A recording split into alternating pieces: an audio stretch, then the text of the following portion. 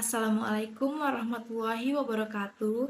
Halo semuanya, perkenalkan nama saya Sofi Ramadana, NPM 211434009, Program Studi Pendidikan Guru Sekolah Dasar kelas 3H, dosen pengampu Ibu Sutarini SPD MPD. Baiklah, di sini saya akan menjelaskan materi tentang kepemimpinan pendidikan. Kepemimpinan pendidikan merupakan kemampuan untuk menggerakkan pelaksanaan pendidikan, sehingga tujuan pendidikan yang telah ditetapkan dapat tercapai secara efektif dan efisien.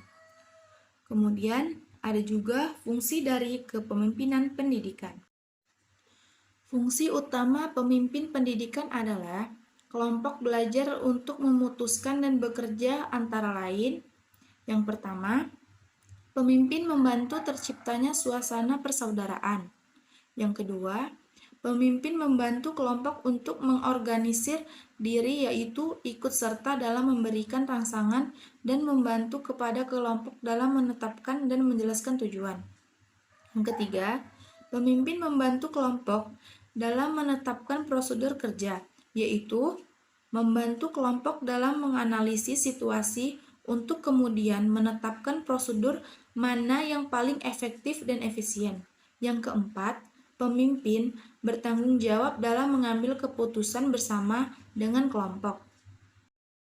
Dan yang kelima, pemimpin bertanggung jawab dalam mengembangkan dan mempertahankan eksistensi organisasi.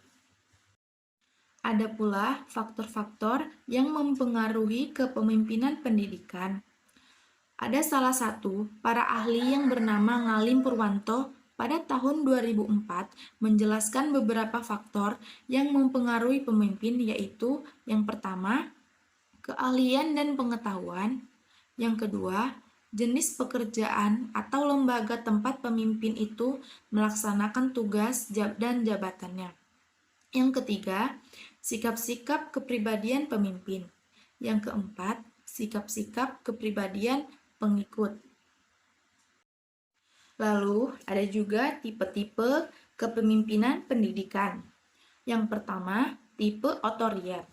Tipe otoriter merupakan pemimpin bertindak sebagai diktator terhadap anggota-anggota kelompoknya. Yang kedua, tipe laissez-faire. Dalam tipe kepemimpinan ini, sebenarnya pemimpin tidak memberikan kepemimpinannya. Dia memberikan bawahannya berbuat sekehendaknya. Dan yang ketiga, tipe demokratis. Tipe demokratis merupakan pemimpin yang bertipe demokratis menafsirkan kepemimpinannya bukan sebagai diktator, melainkan sebagai pemimpin di tengah-tengah anggota kelompoknya. Dan yang keempat, tipe pseudo-demokratis. Tipe ini disebut juga demokratis semu atau manipulasi diplomatik. Pemimpin yang bertipe pseudo demokrasi hanya tempatnya saja bersifat demokratis, padahal sebenarnya dia bersifat akratis. Kemudian, pendekatan kepemimpinan pendidikan terbagi menjadi 4. Yang pertama, pendekatan menurut pengaruh kewibawaan. Menurut pendekatan ini, dikatakan bahwa keberhasilan pemimpin dipandang dari segi sumber dan terjadinya semua kewibawaan yang ada pada para pemimpin. Yang kedua, pendekatan sifat. Pendekatan ini menekankan pada kualitas pemimpin. Yang ketiga, pendekatan perilaku. Pendekatan perilaku memandang kepemimpinan dapat dipelajari dari pada tingkah laku dan bukan sifat-sifatnya. Dan yang keempat, pendekatan situasi. Pendekatan situasi menekankan pada ciri-ciri pribadi, pemimpin, dan situasi. Lalu ada juga model-model kepemimpinan pendidikan. Yang pertama, kepemimpinan visioner. Kepemimpinan visioner merupakan kepemimpinan dalam mencipta, merumuskan, mengkomunikasikan atau mensosialisasikan atau mentransformasikan dan mengimplementasikan pemikiran-pemikiran ideal yang berasal dari dirinya atau sebagai hasil interaksi sosial antara anggota organisasi yang diyakini sebagai cita-cita organisasi di masa depan yang harus diraih atau diwujudkan melalui komitmen semua personil. Yang kedua, kepemimpinan transformal. Kepemimpinan transformal sesungguhnya merupakan agen perubahan atau memang erat kaitannya dengan transformasi yang terjadi dalam suatu organisasi.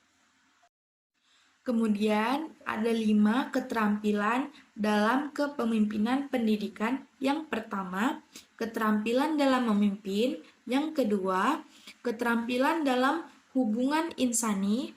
Yang ketiga, keterampilan dalam proses kelompok. Yang keempat, keterampilan dalam administrasi personil. Yang kelima, keterampilan dalam menilai. Itu saja yang dapat saya sampaikan mengenai materi tentang kepemimpinan pendidikan. Lebih dan kurangnya saya mohon maaf. Wassalamualaikum warahmatullahi wabarakatuh.